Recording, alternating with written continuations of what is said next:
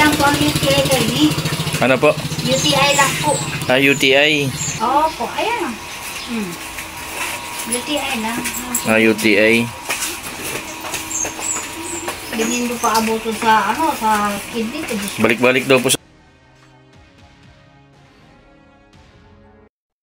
Yan po mga kalingap, mga kabente. Narito po ako ngayon sa Daet. Kung saan po ay pinuntahan po namin yung isang albularyo dito sa yung dinarayo po ng mga nagpapagamot.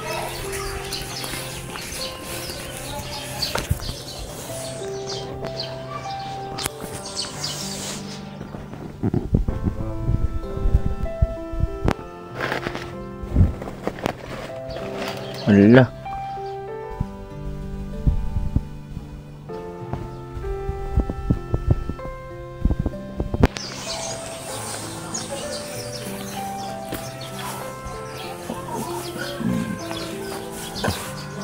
Meron pa lang nakatira dito. May mga yung mga gamit sa loob.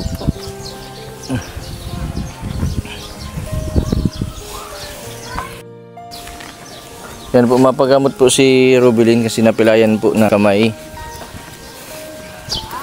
Yan, ipapagano din po namin. Konsulta din po namin sa albularyo yung isa po sa anak po nung kaibigan po namin na si balik-balik daw po sa ospital yung kanyang anak. Nagang sakit daw po yung sikmura. Yung si nanay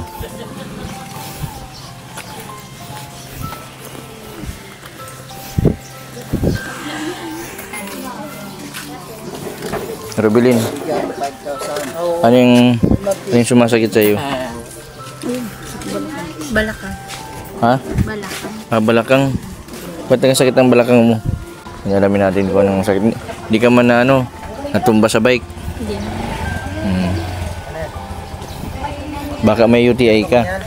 Yan, dinarayo pati ito, Rubilin. May nakapagsabi lang din po sa amin si Lola daw po ay nagagamot, saka nagano din daw po kahit po nasa malayo.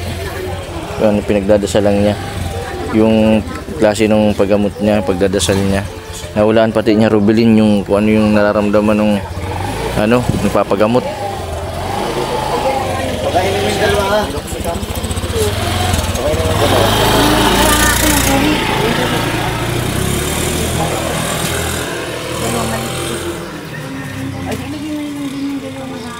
Ay, baka ilagay na niya. Oo, ilalagay na lang.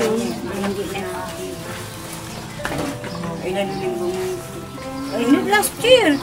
Hindi. Ano? 2022. Kung saan bumoto dahil elementary.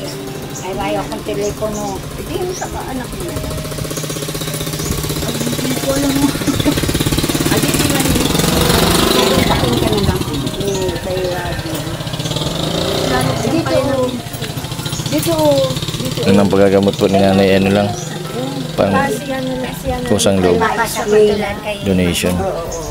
Mapasok ako din. Doon ka ate. Mapakain mo na ng apugaw. Bilok ikaw?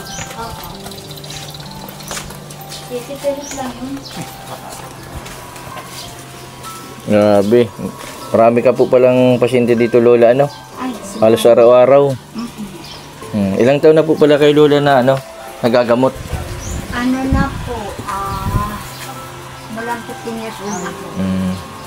Ngayon, 76 na ako. 76 years old na po kayo ngayon? Ano po yung pinaka na malalang sakit na nagamot po inyo nagpunta dito? Kinulam. Kinulam. Din po kayo ng kulam? Kanina po baga yung tinadasalan ko po na bata. Ganun po pala para makita niyo yung kung anong sakit. Bukod po sa kinulam, ano pa po yung po ninyo? Mahal na po nakapagpawa sa yung mga sakit na katawan, shoulder.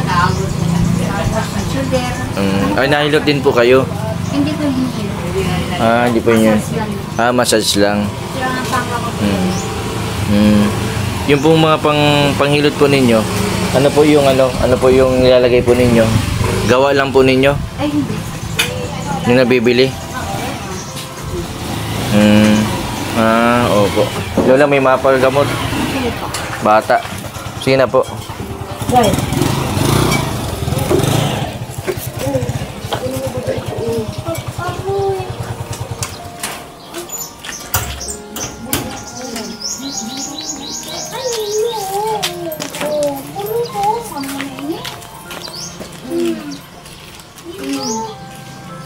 Ang tagal na niya. Nagsimula ay sa ganyan.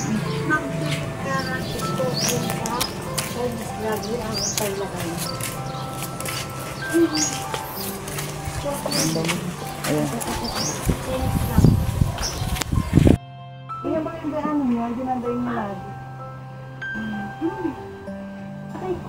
Para ilim yung soft drink at makakape. Ay, di po ko ilim yung soft drink at kape. Ay, ano iniinom niya? Gatas lang po. Gatas lang. Pero bakit mayo po? Siguro magaling kayo malit pa lang. Bawasan mo ang malit. Nakula na pong marami. Isa iba ay pamasyado. Ito yung ano, bigay mo kay nanay. Anak yan ni Mare. Caitlin and Gelman na years old. Papagdasan natin kay nanay. Nandiyan na rayo ito ng mga ng mga nagagamot dito sa daet. Yung mga taga-ibang lugar din. Ano, Reggie? Naglalakad na. Napilayan si Rubilin. Yan lang o. Pag aglas ang dagat ko, ibang biso. Lola, nasa yung pagdadasal po natin, yung anong pangalan nito? Kaya na kaya. Caitlin and Gelman, 9 years old. Balik-balik daw po yun sa ospital, tapos nagsakit daw po yung sikmura. Ang bata ka. Ang bata pa.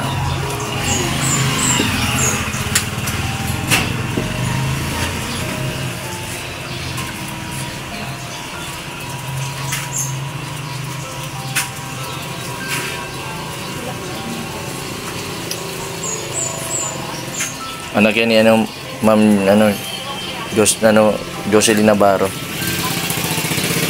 Ay, grabe lang po ang UTI kayo.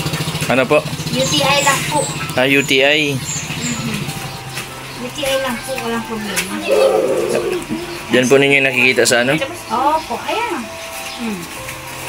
UTI lang. UTI. Ganyan do pa abuto sa sa kidney. Balik-balik daw po sa ospital. Ano pong magandang gawin po nung magulang? Ang dapat po kaya, painom mo po nun sa UTI. Papainumin po yun sa UTI. Opo.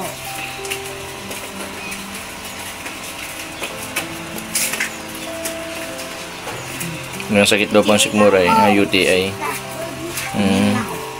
Picturean mo, tapos painom mo sa Sige po. Ayan. UTI lang. Yan, kulog ka nibigyan. Salamat po, nanay. Magkano bang Bahala ko. Ano ba yan?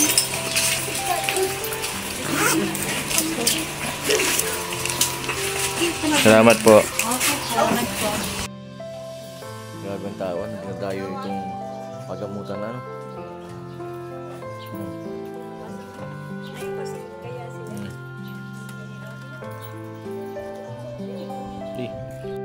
Yan po mga kalingap, mga kabente. Nagamot na po nahilot na po si Rubilin. Rubilin, kumusta yung hilot ni nanay? Yung sa balakang mo? Masakit. Masakit yung... Pero ngayon, naginawaan ka na. Si Reggie, nagpagamot din si Reggie. Dapat sinabi mo, matagal nang hindi nagkakaanak.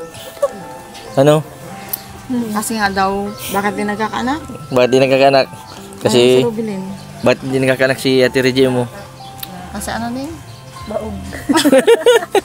Bawag ka daw, boy. Daimon? Walang jowa. Paano mo magkakaanak kung walang jowa? Mali ka. Walang jowa si Ate Reggie, kaya hindi siya nagkakaanak. Yan, maraming salamat kay nanay.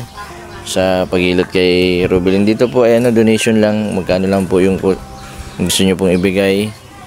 Yan. Dito lang po yan sa may malapit sa yung likod ng Josel's, sa may Bagasbas Road ang daan. Dito lang po yan, yung medyo na parang baraks. Araw-araw po ito ay dinadayo po ng mga pasyente po. May mga bata kanina, may matanda, dalaga. Tapos kanina may nakasabay tayo mukhang artista, ang sakitin daw ay UTI. Napakagandang bata pero may UTI.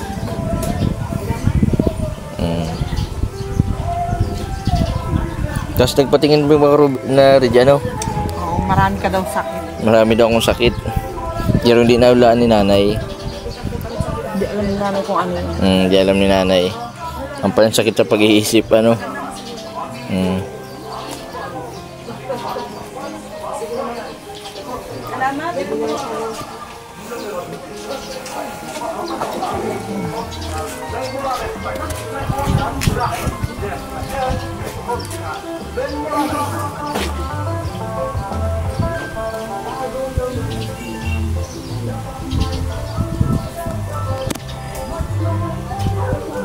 nga yung sabi mo?